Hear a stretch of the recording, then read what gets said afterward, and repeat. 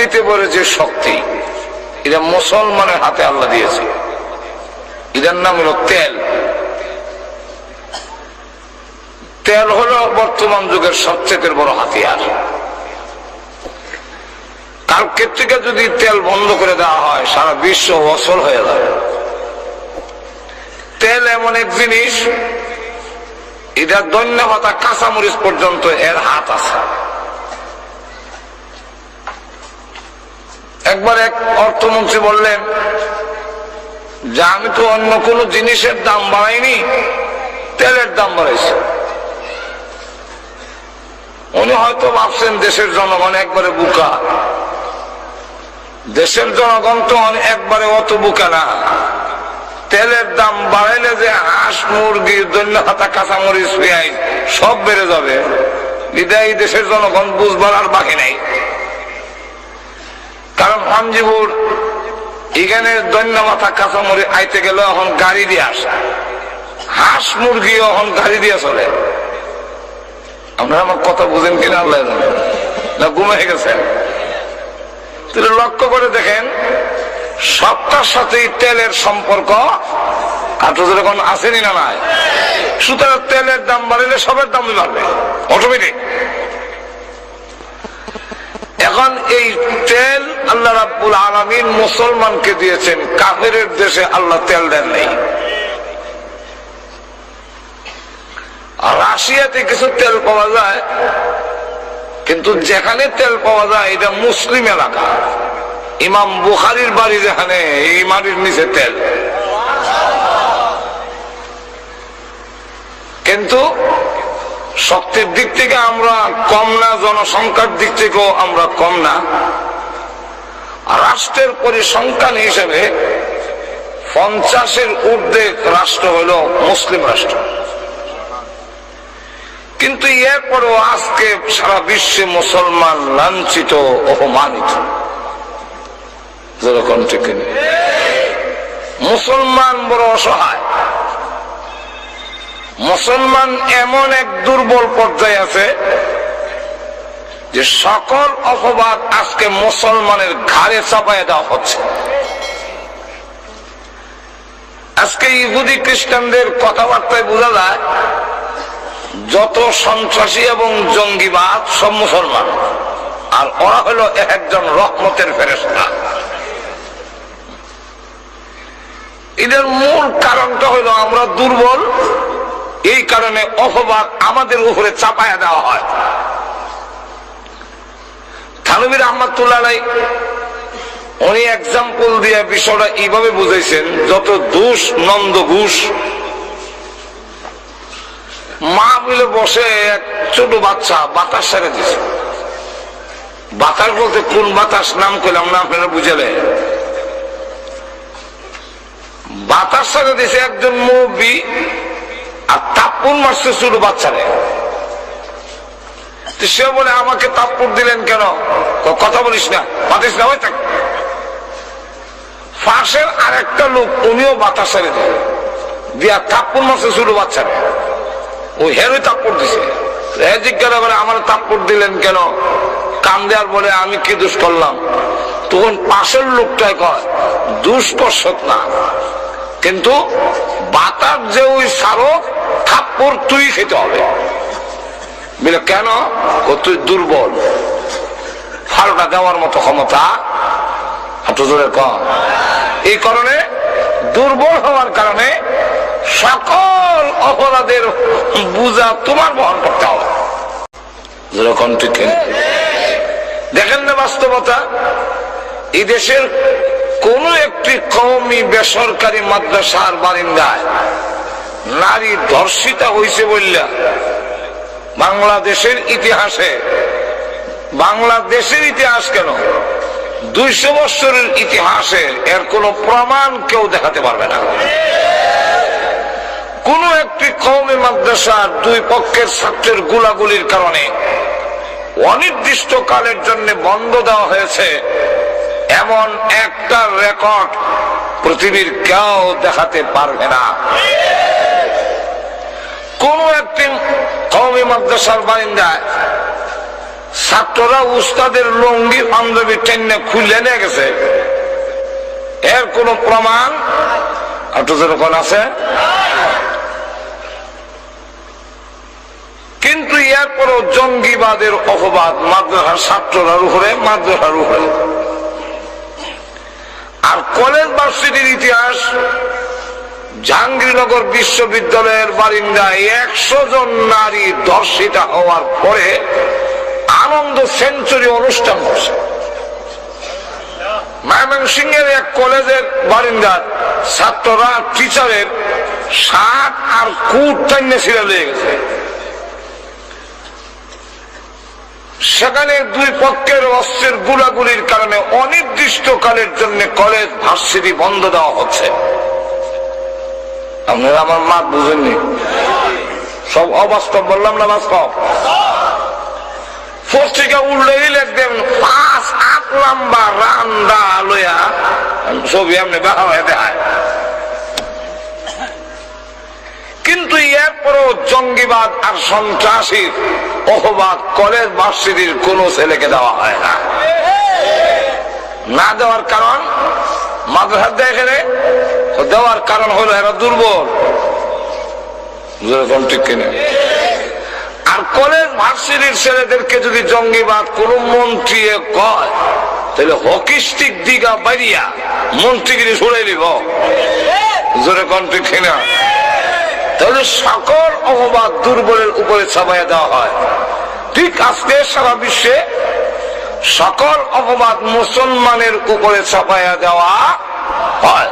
কেন? মুসলমান আজকে অসহায়, বড় দুর্বল, এই জন্য সব দোষ মুসলমানের কাঁধে। কেন আজকে আমাদের এই পরিস্থিতি? এই পরিস্থিতি হওয়ার কারণটা কি? সংখ্যায়ও আমরা দুর্বল না, অর্থের দিক থেকেও আমরা দুর্বল না, রাষ্ট্রের সংখ্যা হিসেবেও তো আমরা কম না, কিন্তু আজকে মুসলিম এত লাঞ্ছিত অপমানিত কেন? অথচ আল্লাহ পাকের ঘোষণা, মহান আল্লাহ রাব্বুল আলামিন তার পবিত্র কোরআন শরীফে বলছেন যে মুসলমান যতই বিপদে পড়ুক সাহায্য করার দায়িত্ব আমি আল্লাহর। মুমিন যদি বিপদে পড়ে, ইমানদাররা বিপদে পড়ে, তাকে সাহায্য করা আল্লাহর ওয়াজিব। আল্লাহ নিজে বলছেন وَكَانَ حَقًّا عَلَيْنَا نَصْرُ الْمُؤْمِنِينَ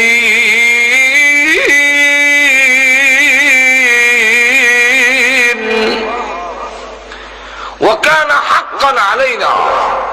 আল্লাহ বলেন আমার উপর হক, আমার জিম্মাদারি যে হাক্কান আলাইনা নাসরুল মুমিনিন, মুমিনদেরকে সাহায্য করা। মুমিনদেরকে সাহায্য আল্লাহ রাব্বুল আলামিন করবেন। শুধু এখানেই না, আল্লাহ রাব্বুল আলামিন আরেক আয়াতে বলছেন যে কিভাবে করবেন। যেইভাবে ইউনুস আলাইহিস সালাতু ওয়াস সালামকে নিঃছিদ্র বেষ্টনীর ভিতরে আমি আল্লাহ সাহায্য করেছিলাম, আজও তোমাদের করব। আর তুই কর ইউনুস আলাইহিস সালাতু ওয়াস সালাম মাছের পেটের ভিতরে চলে যাওয়ার পরে সেখান থেকে বের হওয়ার কোন রাস্তা নাই। পৃথিবীর কোন মানুষ বিশ্বাস করবে না মাছের পেটে চলে গেলে এই মানুষটা ফিরে আসবে, এই কথা জিন্দেগিতে কোনোদিন কেউ বিশ্বাস করবে না। তাও একটা মাছে নয়, 2টা মাছে ওনাকে খেয়ে ফেলেছে। প্রথম যেই মাছে ওনাকে গিলে ফেলেছে, আর একটা মাছ এসে ওই মাছটা সহ গিলে ফেলেছে। 2টা মাছের পেটের ভিতরে চলে গেলেন। হযরত ইউনুস আলাইহিস সালাম সেই মাছের পেটে 1 দিন 2 দিন না 40 দিন পর্যন্ত থাকার পরে সুস্থভাবে বের হয়ে আসলেন। আল্লাহ রাব্বুল আলামিন কোরআনে বলেন, হে ইউনুস পয়গম্বর, ওই মাছের পেটের ভিতরে তুমি যখন আমি আল্লাহর শরণাপন্ন করি, ইউনুস আলাইহিস সালাতু ওয়াস সালামকে মাছ, বিশাল মাছ যখন ওনাকে নিয়ে একবারে সমুদ্রের নিচে চলে গেল, সেখানে যাওয়ার পরে তাফসীরের কিতাবে উল্লেখ করেছে ইউনুস আলাইহিস সালাতু ওয়াস সালামকে আল্লাহ মাছের পেটের ভিতরে এমন ভাবে রাখলেন যেইভাবে একটা মানুষ গ্লাসের ভিতরে থাকলে বাহিরের সব দেখে, ঠিক ইউনূস আলাইহিস সালাম মাছের পেট থেকে সমুদ্রের সব কিছু দেখতেছে।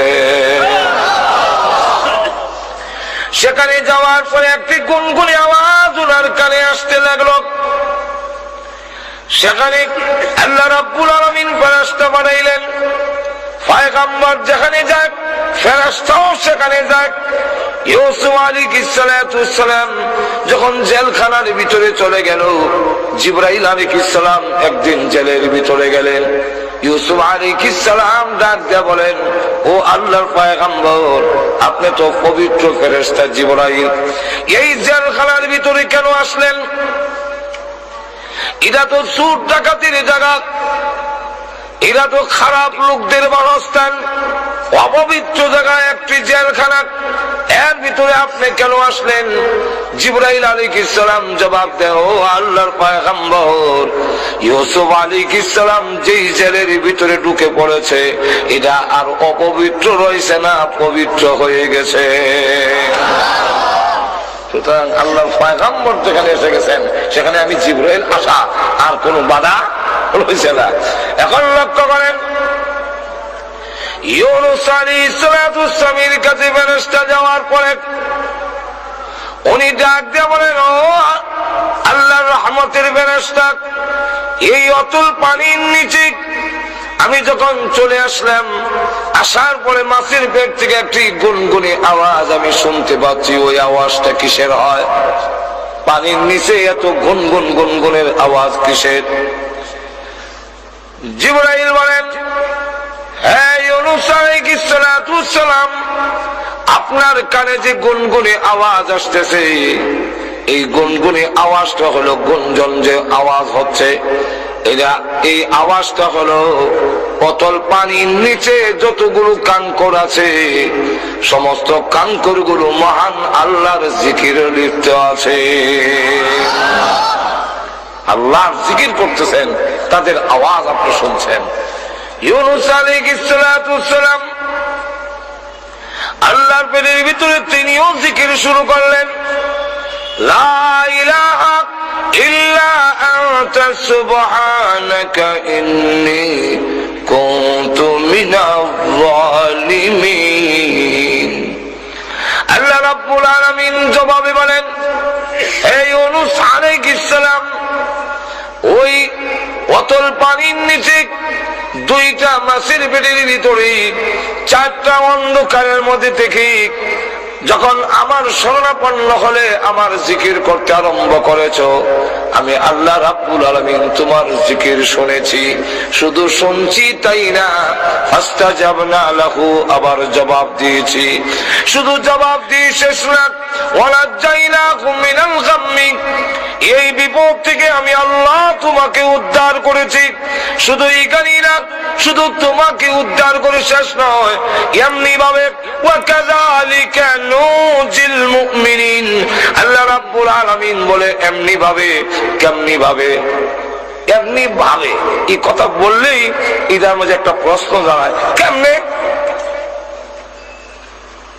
ঘুমাই আছেন নাকি আল্লাহ ছাড়া কেমনে? তো কিছু হা না তো বলবেন। আমরা সমাজ যদি কয় এমনি এমনি, কেমন যেরকম ঠিক কিনা? এই কাযালিকা যেখানে আসে সেখানে একটা প্রশ্ন দাঁড়ায়, এখানে তার ক্ষতিপূরণ দেওয়ার জন্য আসে কাযালিকা। কাযালিকা এমনি ভাবে বলতে কেমনি ভাবে? এই প্রশ্নের জবাব যে কাযালিকা যেমনি ভাবে ইউনূস আলাইহিস সালামকে নিষিদ্ধ বেষ্টনীর ভিতর থেকে বের হওয়ার কোন রাস্তা নাই। আমিন, তোমরা এই কথা ভেবো না যে আমাদের চতুর্দিকে তিন দিকে ভারত ঘেরাও করে আছে, সুতরাং আমরা বাঁচবো কেমনে, কিভাবে রক্ষা পাবে? আল্লাহ রাব্বুল আলামিন বলেন, নিষিদ্ধ বেষ্টনীর ভিতরেও যদি থাকো আর তোমরা সত্যিকারের মুমিন হও, আমি আল্লাহ অগ্রিম ঘোষণা দিলাম, সকল বিপদ থেকে উদ্ধার করার দায়িত্ব আমি আল্লাহ গ্রহণ করে নিলাম। শুধু তা না, আল্লাহ রাব্বুল আলামিন বলেন, ঘাবড়াবার কোনো কারণ নাই, ঘাবড়াবার কোনো কারণ নাই। আরে আমার তেলাওয়াতকে তো আয়াতে বলেন, ওয়ালা তাহিনু ওয়ালা তাহজানু ওয়া আনতুমুল আ'লা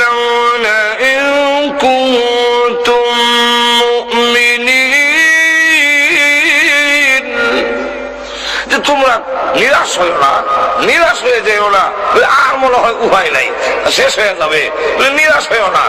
নিরাশ হওয়ার কোনো কারণ নাই। দাঁতের সাথে তুলনা দিয়েছেন, দাঁতের সাথে মুখের সাথে তুলনা দিয়েছেন থানভী রহমতুল্লাহ আলাইহি, যে নিরাশ হওয়ার কোনো কারণ নাই। মুখের ভিতরে জিহ্বা আছে, দাঁতও আছে। একটু জোরে কর। দাঁত শক্ত না নরম? আর জিহ্বা নরম না? তিন দিক থেকে জিহ্বা ঘেরাও করে রাখছে দাঁতে। যেরকম ঠিক না? তিন দিক থেকে দাঁতে ঘেরাও করে রেখে দিয়েছে। আর জিহ্বার পিছনে তো যাওয়ার জায়গাই নাই। জিহ্বা কি পিছনে যাওয়ার জায়গা আছে? গেলে ডাইনে যাইতো, আর না হয় বামে, আর না হয় সামনে। যেই কোন দিকে গেলে শত্রু ঘেরাও, বের হবি শেষ, বের হওয়ার কোন রাস্তা নাই। এই দাঁতের মাঝখানে থেকেই আল্লাহ আল্লাহ করতে হবে। ঠিক না? কিন্তু লক্ষ্য করে দেখেন, দাঁতের দৃষ্টান্ত হলো বাতিলের সাথে, আর জিহ্বার দৃষ্টান্তটা হলো হকের সাথে। একটু জোরে কম। বাতিলের কাজ হলো হামলা করা, আক্রমণ করা। দাঁত যেইভাবে তার কাম হইল, উপকার করলেও কাম হয়। দাঁতের চিবায় যদি গোস্তের টুকরা আটকা যায়, খিলেল দিয়েও লাগাল না হওয়া যায়। জিহ্বার কিন্তু খবর আছে। জিহ্বা দেখবেন কতক্ষণ ঘরে ঘরে ঠেলে। ঠিক না? বলেন তো দেখি, যেই সময় দাঁতের চিবার থেকে গোস্তের টুকরা বের করার জন্য ধাক্কা দেয়, আসতে দেরি হইলে দাঁতে কি খাতির করবে না কামড় মারে দিব? আর একটু জোরে কর। কামড় মারতো না নি? তখনও কামড় মারে। দাঁতের উপকার করতে গেলেও কামড় মারে। আমাদের দেশে দেখবেন দাওয়াত তাবলীগে ভালো কাজ করতেও যদি কোনো মহল্লায় যায়, একদল আছে গাছটি গুটি উড়ায় বাইরে হালাই দেয়। আর একটু জোরে বলে, ভালো কাজ করতে আইলো হালাই দেয় ওখানে। বাতিলের কাজ হইলো হামলা করা, উপকার করলেও কামড় মারে। আর জিহ্বার কাজ হইলো, তুমি যতই কামড় দাও আমি পাল্টা কামড় দেব না, আমি তোমার উপকার করতে চাই। আর একটু জোরে বলেন। ঠিক আলে হকের কাজ হইল, বাতিল যতই হামলা করুক, যতই জঙ্গিবাদ বলুক, যতই ওয়াহাবি বলে গালি দিতে চায়, যত কিছুই করুক না কেন, কিন্তু হকপন্থীদের কাজ হইল আমাকে গালি দিতে পারো, আমাকে হামলা করতে পারো, আমাকে আঘাত করতে পারো, আমি কিন্তু তোমার কল্যাণে কাজ করেই যাব, থামবো না। আবু জাহিলের কাম হইল হামলা করা, রসুলের কাজ হইল এর বড় গিয়া দাওয়াত দেওয়া। আর লক্ষ্য করে দেখেন, এই পরিস্থিতিতে জিহ্বা যতই দুর্বল, যতই অসহায়, আর দাঁত যত শক্ত হোক, তিন দিক থেকে গেলাও জিহ্বার আর উপায় নাই। কিন্তু লক্ষ্য করে দেখুন, মৃত্যুর আগে দাঁত ভেঙ্গে খান কান হইয়া পড়ে যায়। আপনার ভাঞ্জি ভুলির কেউ দাঁত পড়ে না মনে হয় না? বসে।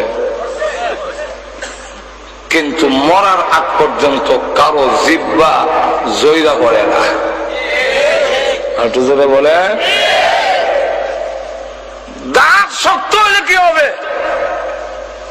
তিন দিক থেকে ঘেরাও করে থাকলে কি হবে? ভেঙ্গে খান খান হয়। আর জিহ্বা যতই দুর্বল এবং অসহায় হোক, মৃত্যুর আগ পর্যন্ত জিহ্বা তার মুখের মধ্যে থাকে, মৃত্যুর সময় জিহ্বা নিয়ে কবরে যায়। ধরে বলেন ঠিক না? তেমনি ভাবে বাতিল যত বড় শক্তিশালী হোক, ভেঙ্গে খান খান হবে। হক যতই দুর্বল হোক, কিয়ামত পর্যন্ত এই জমিনে ইসলাম, মুমিন এবং হকপন্থীরা জিন্দা থাকবে, নিশ্চিন্ন হবে না। আল্লাহ রাব্বুল আলামিনের এত কিছু ঘোষণার পরেও আমাদের অবস্থা আজকে এরকম কেন? জোরে কোন ঠিক কিনা? আরো জোরে বলেন। কেন হওয়ার কারণ, নিজের সন্তান যখন উচ্ছৃঙ্খল হয়ে যায়, দেখবেন এটাকে কন্ট্রোল করা যায় না। আমরা ছোট সময় দেখছি বাবা আরো কিছু লোকরে ডাকাই না, এটার একটু সাইজ করে দাও। আমার কথা বুঝেন না? নিজেরই সন্তান, এটা উচ্ছৃঙ্খল হয়ে গেছে, কন্ট্রোল করা যায় না। তখন আদি ভাড়ার লোকরে দেখাই না, এটারে কিছু ভিটটা সাইজ করে দাও। যেরকম ঠিক না? কেন এই সাইজ করার উদ্দেশ্য হইল তোমাকে সঠিক পথে নিয়ে আসা। বাবা হইয়া যেমন নিজের সন্তানকে অন্যকে দিয়ে পিছায়, আল্লাহ বলেন তোমরা যখন আমি আল্লাহর কথা মানবে না, মুমিন হয়ে যখন পাপাচারে লিপ্ত হবে, যখন জঘন্যতম অপরাধে লিপ্ত হয়ে যাবে, তখন আমি আল্লাহ দুশ্মন দিয়ে পিটাইয়া তোমরা সাইজ করব। আর জোরে কর। এদের একটা কবিতা দিয়ে বললে আপনারা বুঝতে সুবিধা হবে। বলবো? কুকন কুকন ডাক পারি, কুকন মোদের কার বাড়ি, আয় রে কুকন ঘরে আয়, দুধ মাখা ভাত কাকে খায়? কে খায়? কাকে খায়? ডাকে খারে, ডাকে খারে। কুকন রে ভাত খায় কে? দা কাকে? কাকে যদি খায় কুকন রে দেয় এখানে। আর কুকনকে যখন ডাকে তখন তো বলার দরকার ছিল কুকন কুকন ডাক পারি, কুকন মোদের কার বাড়ি, আইরে কুকন করে আয়, দুধ মাখা ভাত খাইয়া যা। যেরকম ঠিক না? ডাকে কুকন রে আর ভাত খায় খাওয়ায়। এটা কি কবিতা? কবিতা ঠিক আছে, কিন্তু কিছু শব্দ মাহজুব আছে, উজ্জ আছে। কুকনের জন্য দুধ দিয়া ভাত মাখাইছে, মা খাওয়াবে, কিন্তু কুকন এটা দুষ্ট। কুকন সে বাড়ির গেইলের বাইরে চলে গেছে, মা ডাইনে গেলে হে বামে যায়, মা বামে গেলে হে ডাইনে যায়, ধরা দেয় না। মা অগ্রসর হয়ে মাটির শাখা দিয়া পিড়া মারে। মা তখন বলেন এই দুধ ভাত খাইলে তোর লাভ হবে, আমার কিছু না, কিন্তু ধরো দেশ না, উল্টা আমারে আরো ডিল মারো। তাহলে এই ভাত আর এখন তোরে খাওয়াইতাম না, কাউরে খাওয়াইল। ভাত ছিল তোর, কিন্তু তোর আসরে কাউয়া খায়। তাহলে কবিতাটা হবে কুকন কুকন ডাক পারি, কুকন মোদের কার বাড়ি, আইরে কুকন ঘরে আয়, তোর দুধ মাখা ভাত তোর আচরণে কাকে খায়? আর তো জোরে কর। ঠিক তেমনি হবে আল্লাহ রাব্বুল আলামিন বলেন মাটির নিচের তেল তোমাদেরকে দেওয়া হয়েছিল, শক্তিশালী হবে, আমি আল্লাহর ইবাদত বন্দেগী করবে, আমার গোলামি করবে। কিন্তু তোমরা দেখা যায় তেল পেয়ে আরো ন্যায়ের গুলিতে তেল জমে গেছে, চর্বি জমে গেছে। এখন তোমরাও ওই মূর্তি পূজারীদের মতো মূর্তির সংস্কৃতি বিশ্বাসী হয়ে গেলে, তোমরাও আমি আল্লাহকে ছেড়ে দিয়ে মূর্তির সংস্কৃতি বিশ্বাস করো, জায়গায় জায়গায় মূর্তি স্থাপন করো, ভাস্কর্যের নামে তোমরা মূর্তি স্থাপন করো, মূর্তির সামনে গিয়ে হে হে করো। যেরকম ঠিক না? তোমরা যখন কবরের সামনে গিয়ে সেজদা দাও, তোমরা যখন মূর্তির সামনে সেজদা দাও, তোমরা যখন এক ভান্ডর সামনে গিয়ে মাথা ঝুঁকাও, নিজের হাতে তুমি নিজের মর্যাদা কমাইছ, অতএব তোমাকে কেউ রক্ষা করতে পারবে না। আর একটু জোরে বলেন। অথচ মুসলমান যখন নিজে, আমরা অনেক সময় বলি যে হুজুর জিনিসের দাম যে বেড়ে গেল, জিনিসের দাম যে বাড়ছে, এটার কারণ কি? আমরা মনে করি সরকার পরিবর্তন হইলে জিনিসের দাম কমে যাবে, এমপি পরিবর্তন হইলেই সমস্যার সমাধান হয়ে যাবে। তখন চাউল এমন সস্তা হবে, বস্তা ভরে রাস্তার কিনারে ভাড়ায় রাখবে আর নিয়ে আসবেন। আর হয়তো তেল সোয়াবিন এগুলো একেবারে খাল দিয়ে বেসা দেব, বালতি বইয়া নিয়ে আসবেন। এমন আশা করে কিন্তু বসে আছেন যে সরকার পরিবর্তন হয়ে গেলেই সব হয়ে যাবে, কিন্তু আদৌ হবে না। একবার আমাকে বললো, হুজুর ওয়াজ করলে খালি হবে? জিনিসের দাম যে বাড়ছে এগুলার কিছু প্রতিবাদ করার দরকার নাই? কি জিনিসের দাম বাড়লো? যে চাউলের দাম বাড়ছে। আমি না বাড়ে আমার কি হইলো? 500 টাকা কেজি হইলো, আমার তো কোনো সমস্যা নাই, আমি সারা বছর মানুষের গরু খাই। 500 না 1000 হইলে কি? তেলের দামও বাড়ছে, তা তো সমস্যা, কারণ আমার গাড়ির তো আর কেউ তেল খাওয়ায় না। দিলাম মিছিল, তেলের দাম কমাতে হবে, আর না হয় গদ্দি ছেড়ে দিতে হবে। ছেড়ে দিল, আরেক দল ক্ষমতায় গেল, যাওয়ার পরে আরো 10 টাকা করে তেলের দাম বাড়াইছে। তখন জিজ্ঞাসা করলাম, এখন বাড়াইলেন কেন? আমাকে তখন জবাব দেয়, হুজুর দেশ চালাইতে গেলে তো তেলের দাম বাড়াইতে হবে না, সরকার চালাবে কিভাবে? আমি বললাম, এই কথা তো আগের বেড়ায়ও কইছিল, তুমি আর কইয়া লাভ কি? জোরে কণ্ঠ কি? আরো জোরে।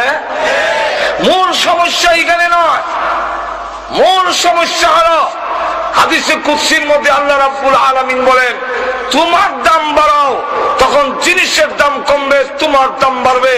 আর তুমি যখন তোমার না দাম কমায় দিবে, তুমি আশরাফুল মাখলুকাত হইয়া ফেরেশতার চাইতে শ্রেষ্ঠ হয়ে, তুমি যখন সৃষ্টির সেরা হয়ে কবরের সামনে মাথা নত করবে, বামনের সামনে মাথা নত করবে, জনগণের সামনে মাথা নত করবে, মূর্তির সামনে মাথা নত করবে, তখন তোমার দাম কমবে, পেঁয়াজ রসুনের দাম বাড়বে। পৃথিবীর কেউ তোমাদের জিনিসের দাম কমাতে পারবে না। আর টিভি বাস্তবতা। আর সাহাবায়ে কেরাম আল্লাহ ছাড়া কারো সামনে মাথা নত করতে তারা জানে না। যেরকম ঠিক না, এই কারণে তাদের দাম বাড়ছে, জিনিসের দাম কমছে। যেরকম ঠিক না, আল্লাহু আকবার। সংখ্যায় কম, কিন্তু এরপরও তাদের সাথে কুলাইতে পারছে না। আবু উবাইদা ইবনুল জাররাহ রাদিয়াল্লাহু আনহু, তিনি হলেন সেনাপতি নিযুক্ত হয়েছেন নতুন, তাই ফজরের নামাজ তিনি পড়ালেন। পড়ানোর পরই দেখে 60,000 সোলজার সামনে এসে দেখে বলতেছে, হে মুসলমানেরা, তোমরা নাকি যুদ্ধের ময়দানে মরলে জান্নাতে চলে যাও? কেউ যদি জান্নাতে যাওয়ার শখ থাকে, আসো জান্নাতে পাঠাই। জান্নাতে পাঠাই না ক্রিটিসাইজ করতেছে। এই ক্রিটিসাইজটা কেন? এর একটা কারণ আছে। কারণটা হইল, মুসলমানরা যখন ইয়ারমুকের মাঠে গিয়ে তাবু গাড়ল, হিরাক্লিয়াস রাজা তখন গোয়েন্দা পাঠাইল যে মুসলমান যে আমাদের সাথে লড়াই করতে আসছে, রাত্রে একটু গোপনে গোপনে তাদের একটু খোঁজ খবর নাও তো। খোঁজ খবর নিয়ে গোয়েন্দারা যে রিপোর্ট দিছে, এই রিপোর্টটা হইল মুসলিম জাতি বড় ভীতু, এদেরকে হয়তো সরকার জোর করে চাপ দিয়ে পাঠাই দিছে, ওরা আসতে রাজি না। কেমনি বললে? দেখলাম কেউ দাঁড়াইয়া, কেউ মাথা নত করে, কেউ মাটিতে মাথা রেখে, কেউ 2 হাত উঁচু করে কাঁদছে। এতে বোঝা যায় আগামীকাল যুদ্ধ যে হবে, রাত থেকে কান্না শুরু করছে।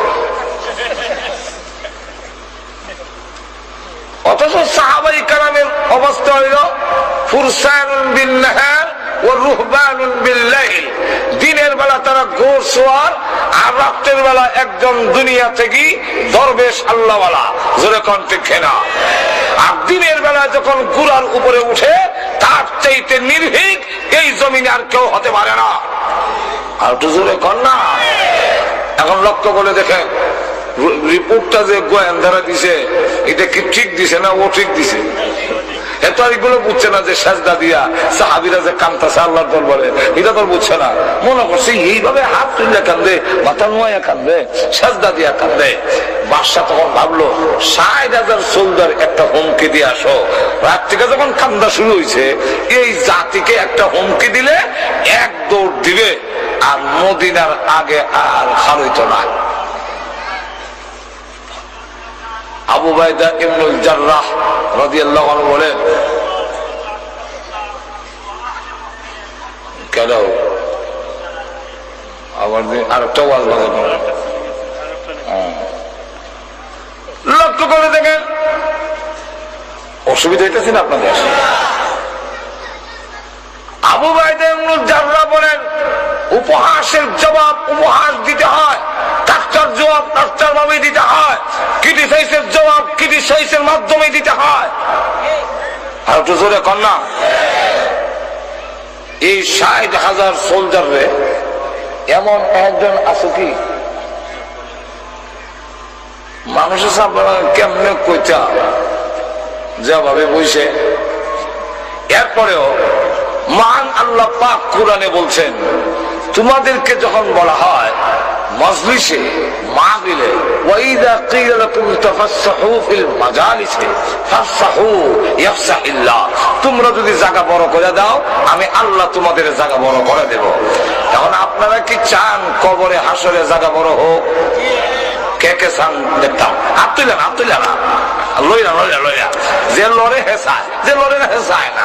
যদি আপনি মনে করেন কবরে আমার জায়গা সংকীর্ণ হোক, আমি তো লড়বো না, বসে দেয় না, আমার কোনো আপত্তি নেই। আর যদি চান যে একটু জায়গা বড় হওয়ার দরকার, তো এটা ছেড়ে যাবে।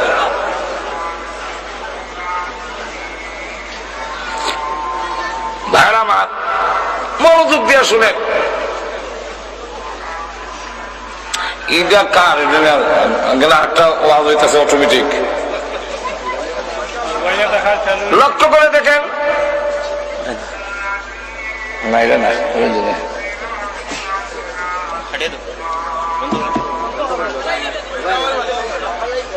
এখন লক্ষ্য করে দেখেন, বলল একজন কে আসো যে এই ৬০,০০০ সোলজারে একটা দৌড় দেওয়াতে পারবে একজন ব্যক্তি। লাইন থেকে নামাজের কাতার থেকে একজন দাঁড়িয়ে বললো, ইনশাআল্লাহ আমি পারবো। আবু উবাইদা ইবনুল জাররাহ বলেন, আপনি বসেন। আর কে আছেন? ২ নম্বরে আরেকজন দাঁড়ালো, বলল আপনিও বসেন। ৩ নম্বরে আরেকজন দাঁড়াইল, বললেন আপনিও বসেন। ৪ নম্বরে দাঁড়াইলো খালিদ বিন ওয়ালিদ রাদিয়াল্লাহু আনহু, যিনি কিছুদিন আগে, এই আগের দিনও তিনি সেনাপতি ছিলেন। উনি দাঁড়ায় বলেন, ইনশাআল্লাহ আমি পারবো। আবু উবাইদা ইবনুল জাররাহ রাদিয়াল্লাহু আনহু বলেন, আমিও আপনাকেই চাইছিলাম, আমার মনটা চাইছিল আপনি যান। হযরত খালিদ বিন ওয়ালিদ রাদিয়াল্লাহু আনহু বলেন, আপনার মন যদি আমাকে দিয়ে চাচ্ছিল তা আমার নামটা বললেই হইতো। বলে আপনি দাঁড়ান, বলে দেখেন কালকেও আপনি আমার সেনাপতি ছিলেন, আপনি আমার মুরব্বী, আপনার নাম ধরে অর্ডার দেই কেমনে, কত সম্মান। আর আমরা আগে মন্ত্রী হইলে পুলিশে পরে বেরিয়া নাকে মুখে রক্ত, নিচে দেখা সব পায়খানা ফুলে আছে, লক্ষ্য করেন। তা আপনি কি পারবেন এই ৬০,০০০ একা দৌড় দেওয়াইতে? বলে ইনশাআল্লাহ। আপনার ডকুমেন্ট, আপনার দলিল কি? আপনার দলিল কি? দলিল হলো প্রথম নম্বর হলো হাদিস, ২ নম্বর দলিল, প্রথম নম্বর কোরআন, ২ নম্বরের দলিল আমার হাদিস। বলে কি দলিল বলেন? বলে ১ নম্বর হলো আল্লাহ কোরআনে বলছেন, ওয়ালা তাহিনু ওয়ালা তাহজানু ওয়া আনতুমুল আ'লাউনা ইন কুনতুম মুমিনিন, তোমরা ঘাবড়ায়ো না, তোমরা ভয় পেও না, নিরাশ হয়ো না, সব জায়গায় তোমরা বিজয়ী হবে যদি তোমরা মুমিন হও। তো আল্লাহর ঘোষণা অনুযায়ী আমি মুমিন হইলে বিজয়ী হব। জোরে কম ঠিক কেন? সেখানে তো বলা হয় নাই যে ৬০,০০০ মোকাবেলায় ৬০,০০০ যেতে হবে। জোরে কম ঠিক না? শুধু শর্ত দিচ্ছেন মুমিন যদি হও বিজয়ী হবে। জোরে কম ঠিক না? তখন লক্ষ্য করে দেখেন এই পরিস্থিতিতে হাদিস, আল্লাহু আকবার, হাদিসে আল্লাহ রাসূল বলেন যার ভিতরে ঈমান আছে সে হলো জিন্দা, আর যার ভিতরে ঈমান নাই সে হলো মুর্দা। ৬০,০০০ মুর্দা, আমি একা জিন্দা। আর ৬০,০০০ মুর্দার জন্য একজন জিন্দাই যথেষ্ট নাকি? আপনার গ্রামের কবরস্থানে আপনি একা গিয়া দাঁড়িয়ে কবরে জানা আছে, কেউ দাঁড়াবে আপনার সামনে? তাহলে এই ৬০,০০০-এর জন্য আমি একাই যথেষ্ট। আচ্ছা, তাহলে আপনি যান, তবে একা যান কেমনে? আরো ৫৯ জন দেই, তাহলে কজন হবে? মাথা পিছে কজন করে হলে? ১,০০০ জন। তাহলে দূর থেকে সুইচ টিপ দেওয়া না, কাছে গিয়া এক করে তরবারি নিয়ে সেদাসিদি, কোন ঠিক না? শুরু হয়ে গেল লড়াই। ফজর নামাজের পরে উভয় পক্ষের ঘুরার খুরের আঘাতে ধুলাবালু এমন উঠতেছে যার বলে বিজয়ী হচ্ছে না পরাজয় হচ্ছে, কে মরছে না কিচ্ছুই বোঝা যায় না। আসরের নামাজের পরে যখন ধুলাবালু কিছু থামলো, আবু বাইদা ইবনুল জাররাহ রাদিয়াল্লাহু আনহু বলেন যে আমি গেলাম, আমার বিশ্বাস মুসলমান তো চুষে গেছে জজবা, ৬০,০০০-এর মোকাবেলায় ৬০ জন তো শহীদ হয়ে যাবে। দেখি অবস্থা কি হয়েছে, গিয়ে দেখি রক্তে ভিজে মরুভূমির বালু এমন ব্যাগ এমন কাদা হয়েছে, আমার গুড়ার খোর পাও কাদার ভিতরে ঢুকে যায়। তখন তিনি ডাকতে আল্লাহ যা পড়ে আছে উল্টায় দেখে সেরা মুসলমানের ময়দানে দাঁড়িয়ে চোখের পানি ছেড়ে দিয়ে কান্না শুরু করে দিয়েছেন, প্রভু হে রব্বুল আলামিন, তোমার নবীর হাড় ভাঙা পরিশ্রমের মাধ্যমে যেই সাহাবীগুলো তৈরি করেছেন ওনারা শহীদ হয়ে গেছেন, আমার কোনো আপত্তি নাই, শাহাদাতের মরণ হলো মর্যাদার মরণ, কিন্তু তোমার নবীর সাহাবীগুলোর লাশটা কেউ দিবে না। আল্লাহ, আমি সম্মানের সাথে তাদের দাফন করব। এইভাবে যখন কান্দছি, হঠাৎ করে দেখে ওই মাটির কিনারে একজন লোক হতভম্ব হয়ে দাঁড়িয়ে আছে। ভাবলেন ওনার কাছে গেলে হয়তো কিছু জানতে পারি ঘটনা। কাছে গিয়ে দেখেন তিনি হলেন খালেদ বিন ওয়ালিদ। জড়ায় ধরেছেন, এই খালেদ এখনো বেঁচে আছেন? আলহামদুলিল্লাহ। আচ্ছা, কথা বলবো পরে, শুনবো পরে। সূর্য লাল হয়ে গেছে, মনে হয় এই ভয়াবহ যুদ্ধের পরিস্থিতিতে নামাজ আদায় করতে পারেননি। নামাজটা আগে আদায় করেন, তারপরে আপনার সাথে কথা বলবো।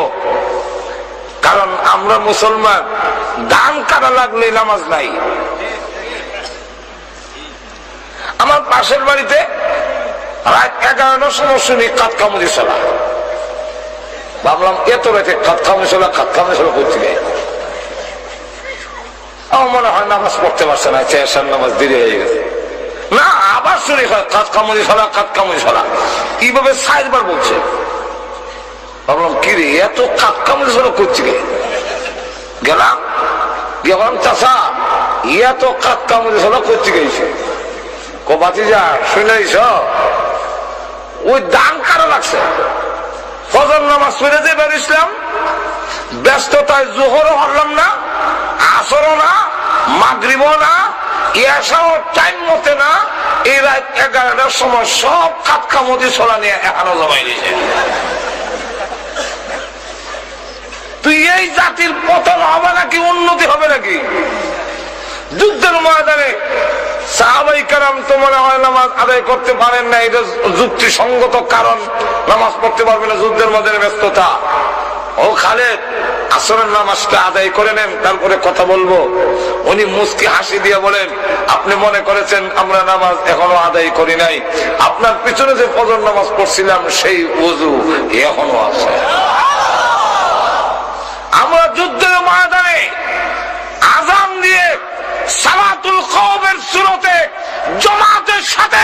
ইয়ারমুকের ময়দানে আমরা নামাজ আদায় করেছি। যেই জাতি যুদ্ধের ময়দান ও জামাতের সাথে আযান দিয়া নামাজ আদায় করে, এই জাতির পতন কেউ করতে পারবে না। আচ্ছা, তাহলে এবার বর্ণনা করেন কি হালাত। আমাদের 60 জনের মধ্যে এক বর্ণনায় 52 জন জিন্দা আছি, আর 8 জন শহীদ হয়ে গেছে। আর আরেক বর্ণনায় 8 জন বন্দী হয়েছে, আর 52 জন আমরা এখনো মুক্ত আছি। এদের 60,000-এর মধ্যে বেশিরভাগ কাটা পড়ে গেছে আর জান বাঁচাইয়া ধরছে। তখন কইল আলহামদুলিল্লাহ, আল্লাহ সাহায্য করছে। এদিকে তারা মাইর খাইয়া হেরাক্লিয়াসের কাছে গিয়ে বলে যে আর যদি কোনদিন বলেন মুসলমানের সামনে যাওয়ার জন্য, খালিদ বিন ওয়ালিদের সামনে যাওয়ার জন্য চাকরি ছাড়তে রাজি, ইস্তেফা দিতে রাজি, এরা সামনে যেতে রাজি। বাদশা বলে একা খালিদকে তোমরা এত ভয় করে কেন? আর গোয়েন্দা কইল কি আর হইল কি? গোয়েন্দা তো কোন রাত থেকে কান্না শুরু করছে। এখন তো দেখা যায় ক্ষুধার্ত বাঘ ছাগলের বকরির ভালো যেভাবে হরে, এইভাবে বিষয়টা কিটা। একা খালিদ বিন ওয়ালিদকে এত ভয় করে কেন? তারা জবাব দেয়, এই নরম গদ্দিত বইয়া হইয়া মাঠো যান। তিনি বুঝবেন খালেদ কারে কয়, মুসলমান কারে কয়, কত প্রকার ও কি কি। কি হয়েছে? খালিদ বিন ওয়ালিদ নারায়ে তাকবীর স্লোগান দিয়ে তরবারি যখন উপর দিকে উঠায়, আমরা দিকে একটা তরবারি উঠায়, ওঠায় যখন এইভাবে চক্কর দেয়, তখন আমাদের কাছে মনে হয় সারা আকাশে যেন তরবারি চমকাইতেছে। আর যখন নিচের দিকে নামায়, তখন আমাদের কাছে মনে হয় একটা নয় 60,000 তরবারি যেন পড়তেছে।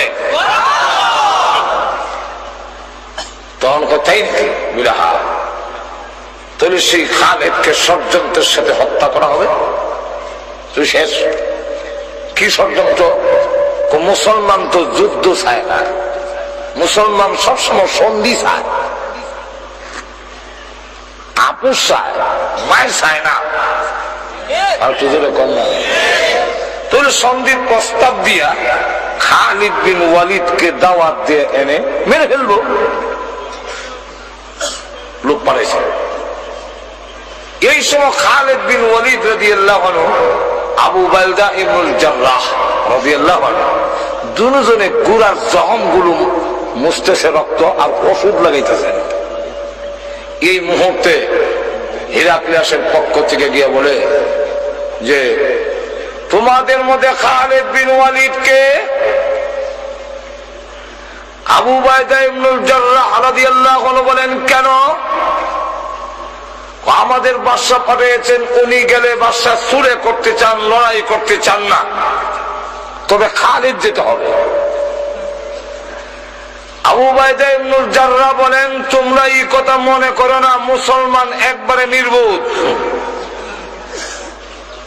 খালিদ বিন ওয়ালিদকে দেওয়া হবে না। বলে কেন? খালিদ বিন ওয়ালিদকে দেওয়া হবে না এই কারণে তোমাদের দুরভিসন্ধি উদ্দেশ্য মতলব বাড়ানা। বলে কি করে বললেন? সন্ধির নিয়ম হলো সেনাপতিকে প্রস্তাব দিতে হয়। আমি সেনাপতি, সাধারণ সৈনিকের সাথে তো কোনো চুক্তি হয় না।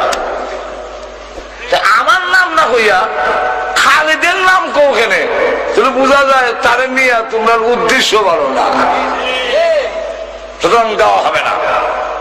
খালিদ বিন ওয়ালিদ রাদিয়াল্লাহু আনহু লাফ দিয়া ঘোড়ার উপরে উঠে গেছেন।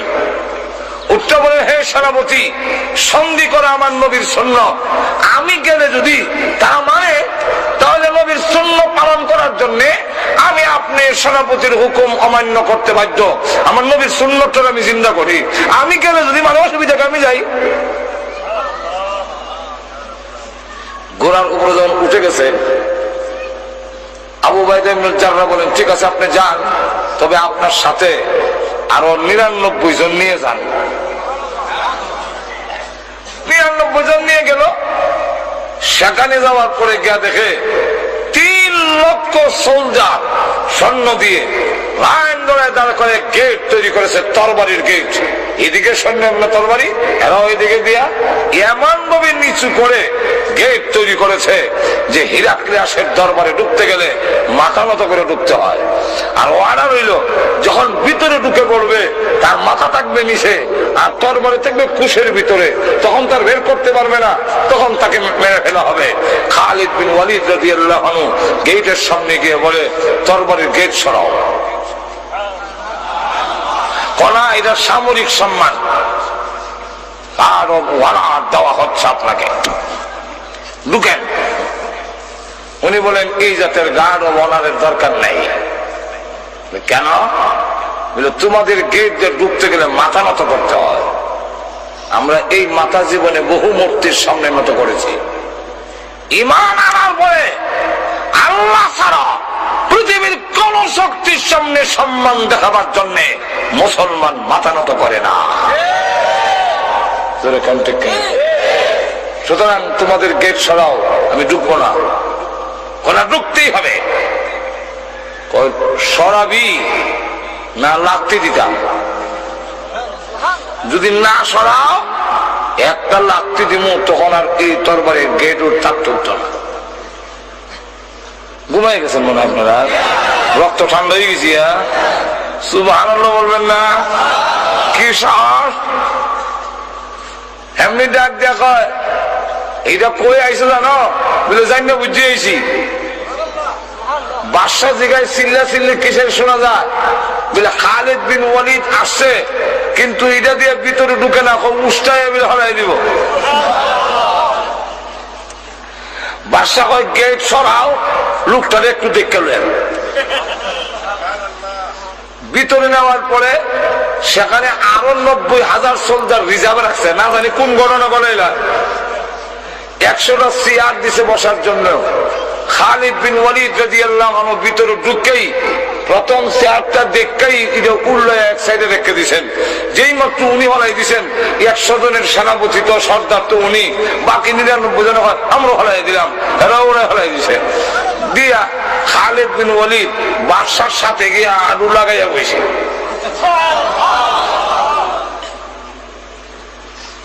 আর বাকিরা গোল বেড দিয়ে বসে, যেমন বোঝা যায় আরবি নুন বানাইছে, নুন। আর নক্তা হইল খালেদ, নুনের নক্তা। এমনি ডাক দিয়া কয়, তোমরা চেয়ার দিলাম, চেয়ারও বসো না, আরুর সাথে আরু লাগাই বসো, তোমরা নিচে গুল দিয়ে বেড দিয়ে বসো। মুসলমান এখনো সভ্যতা শিখছে না। এই চেয়ারও বলে না কেন? বলে, চেয়ারও না বসার কারণ হইল, আমাদের রসুল বলেছেন পুরুষের জন্য স্বর্ণ ব্যবহার করা হারাম। তোমার চেয়ারের ভাইয়ার মধ্যে স্বর্ণ লাগাই, এর লেগে এই চেয়ার আমরা বসিও নাই, দেখতেও চাই না, হারাই দিছি উঠে। আরুর সাথে আরো লাগাই বসে কেন?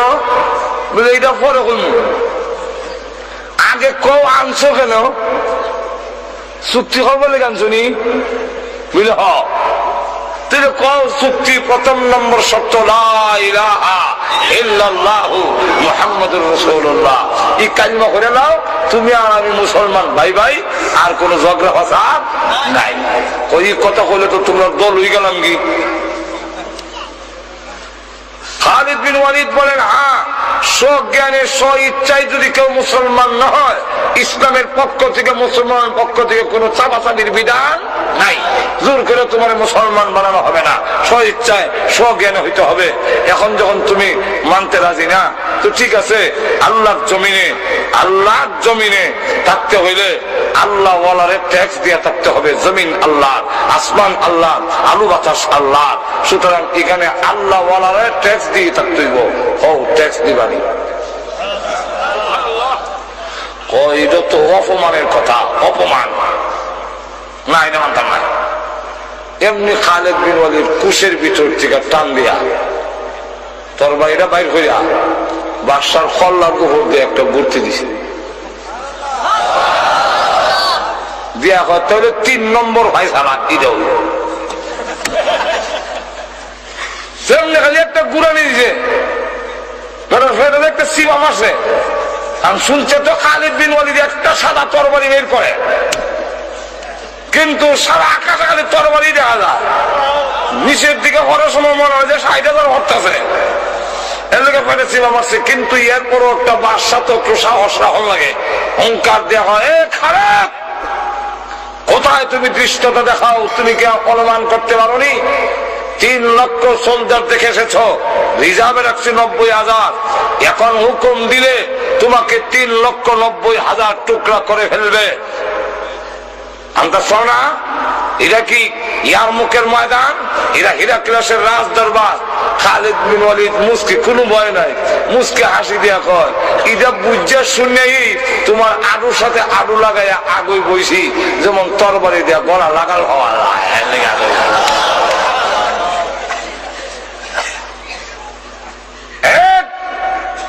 বাদশা শোনো, তোমার জবান থেকে যদি অর্ডার বের হয়ে যায় খালিদকে হত্যা করার জন্য, আমার যদি হায়াত না থাকে হয়তো 3,90,000 টুকরা হতেও পারি, কিন্তু শুনে রাখো অর্ডারটা বের হওয়ার সাথে সাথে খালিদের তরবারি যখন গর্জে উঠবে তখন তোমার দেহের থেকে মাথাকে বিচ্ছিন্ন করে দেওয়া হবে। আর আমি তোর লাশ দেখে শহীদ হবো, খালিদের লাশ তোর কপালে নাই দেখাস। এমনি হয় তোমরা যেমনি হয়ে এমনি আছে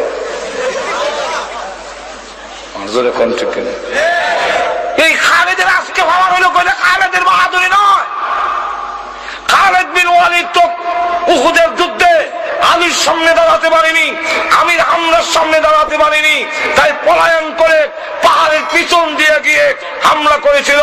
সম্মুখ পথে যুদ্ধ করার মতো খালিদ আলীর সামনে দাঁড়াবার ক্ষমতা ছিল না, হযরত আমির হামলার সামনে দাঁড়াবার ক্ষমতা ছিল না। এই খালিদ এত শক্তিশালী হলেন, এটা তার নিজস্ব ক্ষমতা নয়, আল্লাহর ওয়াদা।